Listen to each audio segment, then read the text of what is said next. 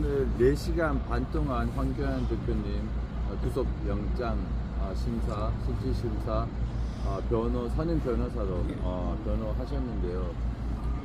지금 서울구치소 앞에 다시 들어가셨고 구치소 앞에 나왔습니다. 영장 심사 짧게 브리핑 좀 부탁드립니다. 간단하게 요약을 하면 그냥 허위 내용으로 기재한 소설? 예, 어제 제가 그 영장을 봤을 때 어떻게 영장을 이렇게 허위 내용으로 가득 찬 소설을 쓸 수가 있나 이런 생각이 들었고, 실제로 오늘 황교안 대표님께서도 상당히 화를 내셨습니다. 나는 검사 때 이런 공소장을 쓴 적이 없다. 나는 검사 때 이런 공소장을 쓴 적이 없다. 어떻게 내가 한 말이 아닌 것을 이렇게 공소장에 기재를 하느냐, 내 생각과 전혀 다른 생각을 어떻게 그렇게 기재를 하느냐, 이런 그 허위 내용으로 쓴 소설을 구속영장 청구로, 물론 체포영장도 마찬가지입니다. 그렇게 기재를 하고 사람의 인신을 구속하려고 했습니다. 특히나 대한민국의 대통령 권한대행까지 지내고 국무총리, 법무부 장관을 지낸 분에게 그런 허위의 내용으로 갖고, 오늘 이 그 황교안 총리 대표에 대한 구속영장 청구는 전 국민에 대한 이제 국민 탄압의 시작이다라고, 서막이다라고 할 수밖에 없는 게, 오늘 특검보가 해서는 안 될 말을 했습니다. 그 특검이 뭐라고 했냐면은 선을 넘었다.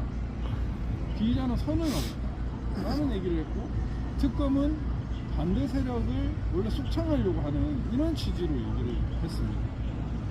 아니, 어떻게 공권력을 행사하는 기관 그 잣대를 누가 평가하는 거죠? 그러니까요. 네. 반대 세력을 숙청한다, 이거 자체도 그 말 자체가 그게 지금 트럼프 대통령이, 오늘 제 의견서에도 있었지만, 트럼프 대통령이 Purge and Revolution, What's going on, South Korea라고 얘기를 했습니다. 그 얘기도 변호인 의견서에 그대로 담았고요. 그 숙청을 하는 기관인 것을 스스로 드러내고 있습니다.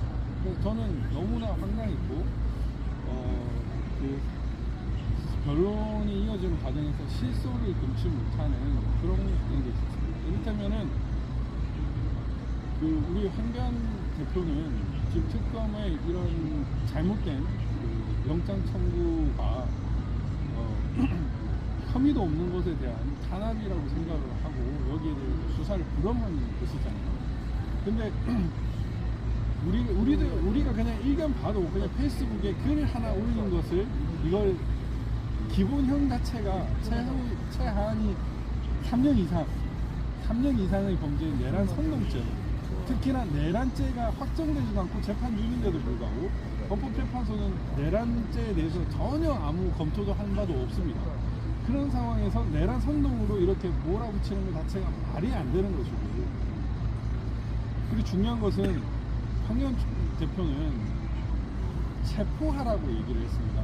여러분, 체포라는 것은 불법이 아닙니다. 적법한 절차를 거쳐서 체포를 하라. 그 당시에 포고령이 1호가 정치행위 금지였는데 한동훈이가 국회 안으로 들어가지 않았습니까? 한동훈이는 의원도 아닙니다. 맞아요. 국회의사당 안으로 들어갈 수도 없고, 그것도 국회법도 위반될 수도 있겠지만, 이름 대통령이 행사한 적법한 비상대권으로 볼 수밖에 없지 않을까요? 그런 상황에서 방송을 보면서 한동훈이 포고령을 위반하네, 그러면 체포하라라고 하면 그것이 폭동을 한 겁니까? 체포와 폭동은 명백히 구분되는 겁니다. 특검이 체포하면 그 폭동인가요? 제가 역으로 물었습니다.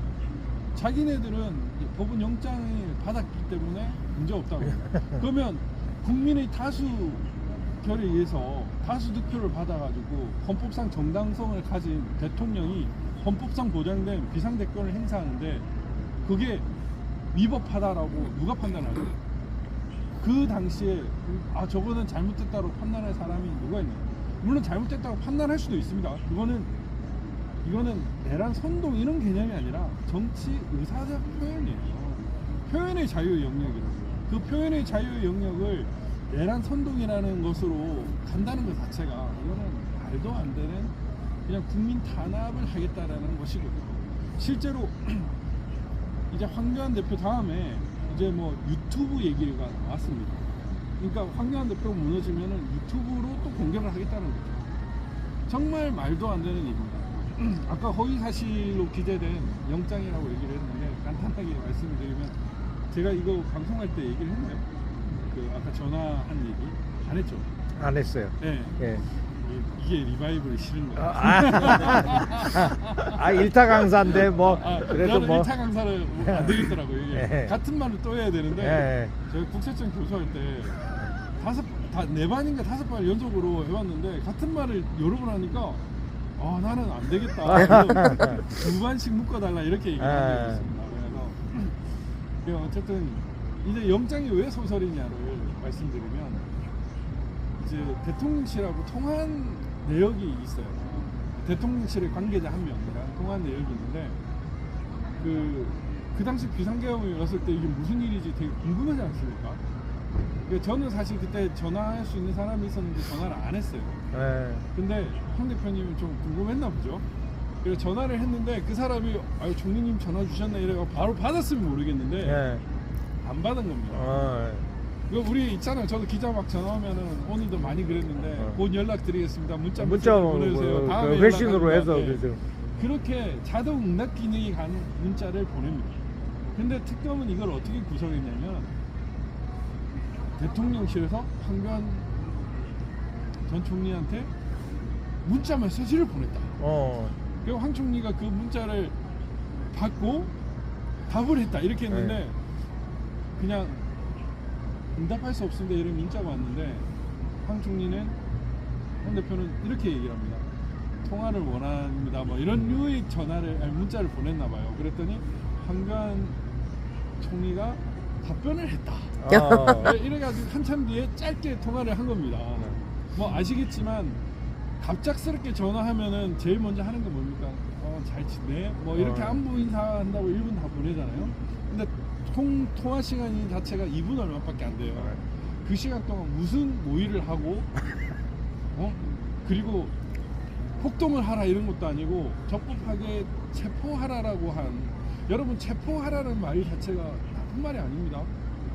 나쁜 놈이 있으면 체포하라고 할 수 있죠. 법을 위반한 사람이 있으면 체포하라고 할 수 있습니다. 그거는 폭동이 아니에요. 폭동을 조장한 것도 아니고. 근데 그건 적법한 절차에 따라서 체포를 하면 되는 거죠.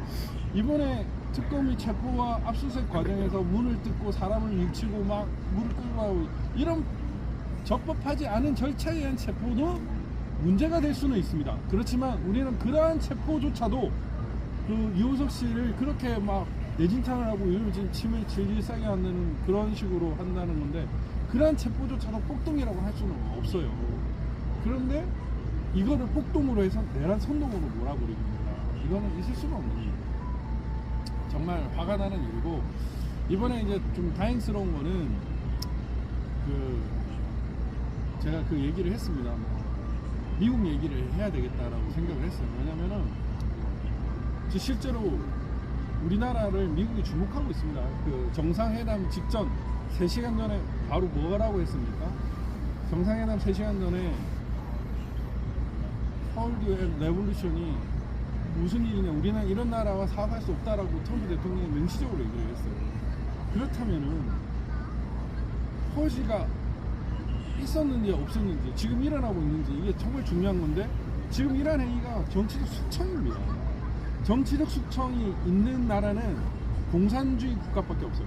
중국, 문화대혁명, 러시아, 북한 이런 나라들 그리고 나치 이런 나라들 전체주의와 공산주의가 지배하는 이런 나라들만 숙청이 일어나고 있는데 그 작업을 지금 하고 있는 거예요. 지금 내란 특검이 이런 식으로 국민을 내란 선동 혐의로 몰아붙이는 것은 숙청입니다. 숙청. 자기들도 막 특검이 뜨끔뜨끔 했는지 우리는 그런 거 아닙니다 라고 하면서도 또 실제로 해서는 안 되는 원래 내란 특검 자체가 반대 세력을 이렇게 하려고 하는 그런 식의 얘기를 하고 선을 넘었다는 얘기를 하고 그런 판단을 한다는 것 자체가 정말로 명백히 잘못된 얘기입니다. 그리고 황교안 대표님이 그 휴대폰 비밀번호를 주지 않았다고 얘기를 하는데 그게 증거인멸을 우리가 되는 것도 아니고 왜냐하면 진술 거부권의 행사거든요. 잘못된 수사에 대해서 진술 거부권을 행사하겠다고 합니다. 실제로 미란다 원칙이나 진술 거부권의 행사하더라도 불이익을 받지 않는 게 그게 그냥 헌법상의 권리입니다. 그런데도 그거를 불이익한 사유로 기재를 해버리는 말이 안 되는 거예요. 그러니까 실질적으로 페이스북에 그 올린 것 자체는 그걸로 끝이에요. 증거 확보가. 근데 더 이상 확보할 것도 없어요. 근데 통화 내역까지 조사를 하고 그 사람들이 그 통화 내역까지 했고 집에 들어가지고 뭐 메모지니 이런 것들도 압수를 했어요. 실제로 우리 자유와 혁신도 압수를 당했잖아요. 네. 대표님이 무슨 증거인멸이 우리가 있습니까? 지금 압수수색 두 번째예요. 아니죠. 또 주변 사람들 같이 하면 지금 몇 번째인지 모르는 상황에서 그게 무슨 증거인멸이 우리가 있겠습니까? 좋은 사는 사람들이 얼굴을 모르지만 황가는 얼굴을 다 아는데 도망을 우려가 있겠습니까? 그런 분한테 증거인멸 도망의 우려가 있다라고 기재를 하는 것 자체가 소설이고요. 그리고 이거는 제가 미국 왔다 갔다 한다고 한국의 어떤 굵직한 사건에 대해서 결론을 맞지 않아가지고 그 내란 사건과 관련된 조망을 이번에 처음 해봤는데 구속영장 청구서를 보니까 야 윤석열 대통령이 부정선거 때문에 개엄한 게 맞더라고요. 근데 여기서도 또 소설이 있습니다. 우리가 부정선거와 관련된 성관이를 압수수색 하려고 성관이를 계엄군이 방문했다라는 거 언제 알았습니까? 계엄 당시에 알았습니까? 몰랐고 계엄 2, 당시에 3일 몰랐죠. 지나고 2, 3일 예. 지나고 그 다음날 네. 보도가 뉴스타파에서 제일 처음